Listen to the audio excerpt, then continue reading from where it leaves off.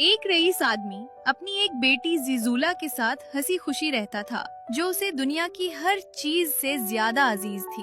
वो अपनी बेटी से इतना प्यार करता था कि उसे दुनिया सिर्फ उसी की आंखों से नजर आती थी। उसने जीजोला के लिए एक गवर्न्स रखी हुई थी, जो उसे सिलाई, कढ़ाई और लेस बनाना सिखाती थी। गवर्न्स जीजोला से बेहद मोहब्बत करती थी, इतनी के बयान नहीं की जा सकती। कुछ अरसे बाद आदमी ने दूसरी शादी कर ली, लेकिन वो औरत बहुत चालाक और बदतीनत निकली। उसे अपनी सौतेली बेटी जीजोला से जरा भी मोहब्बत न थी। दिन भर उसे घूरती रहती, बुरी शक्लें बनाती और छोटी छोटी बातों पर गुस्सा करती रहती। बेचारी जीजोला इस कदर खौफजदा रहने लगी कि हमेशा रोती रहती और अपनी गवर्न से अपनी सौतेली माँ के जुल्म की शिकायत करती। वो अक्सर कहती, काश आप मेरी माँ होती, क्योंकि आप मुझसे सच्चा प्यार करती हैं। यूं ही वो अक्सर उदास होकर दिल का हाल बयान करती रहती थी। एक दिन गवर्न्स ने सोचा, अब मुझे इस बेचारी के लिए कुछ करना ही होगा। उसने कहा, अगर तुम मेरी बात मानो तो मैं तुम्हारी माँ बन जाऊंगी और तुम मेरी आंखों का तारा बनोगी। ये सुनते ही जीजूला ने फौरन कहा, ठीक है, बस मुझे बताओ मैं इस मुसीबत से कैसे निकलूं। ध्यान से सुनो, जब तुम्हारे वालिद घर से जाएं, तो अपनी सौतीली माँ से कहना कि मुझे पुराने कपड़े दे दे, ताकि मैं अपनी इस खूबसूरत लिबास को खराब होने से बचा सकूं। तुम्हारी सौतेली माँ, जो हमेशा चाहती है कि तुम पुराने कपड़ों में रहो, फौरन संदूक खोल देगी। जब वो उसमें कुछ ढूंढ रही हो तो फौरन। गवर्नेंस का मंसूबा निहायत खौफनाक था। और जब ये सब हो जाए, अपने वालिद से कहना कि वो मुझसे शादी कर लें।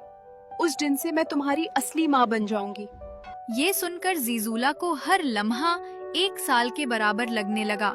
उसने बिल्कुल वैसा ही किया जैसा गवर्नेंस ने बताया था। बस यही मौका है। सौतेली माँ के जाने के कुछ अरसे के बाद जीजूला ने अपने वालिद से कहना शुरू किया, बाबा प्लीज आप मेरी गवर्नेंस से शादी कर लेना। पहले तो रईस शख्स हंसा, मगर जीजूला के बार बार इसरार पर आखिरकार मान गया। यूँ उसने कार मुसीना से शादी कर ली। शादी के मौका पर शानदार जश्न हुआ, रक्स, खाना, रोशनियाँ, सब कुछ।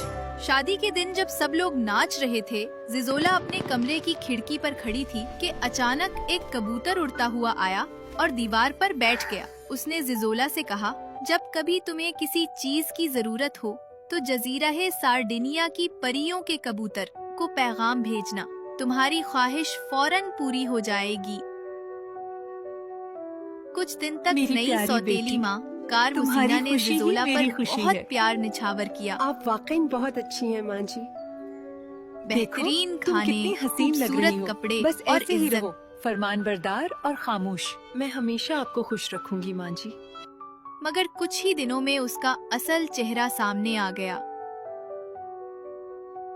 उसने अपनी 6 बेटियों, जिन्हें उसने अब तक छुपाया हुआ था, को घर बुला लिया और उनकी इतनी तारीफें करने लगी कि रईस शख्स का सारा प्यार अपनी बेटी से हटकर उन पर चला गया। बेचारी जीजोला की जिंदगी बदल गई। पहले वो शाही कमरे में रहती थी, अब बावर्ची खाने में। पहले रेशम और सोने के लिबास पहनती थी, अब चीथड़े और मेले कपड़े। पहले हाथ में खूबसूरत जेवरात थे, अब बर्तन और झाड़ू।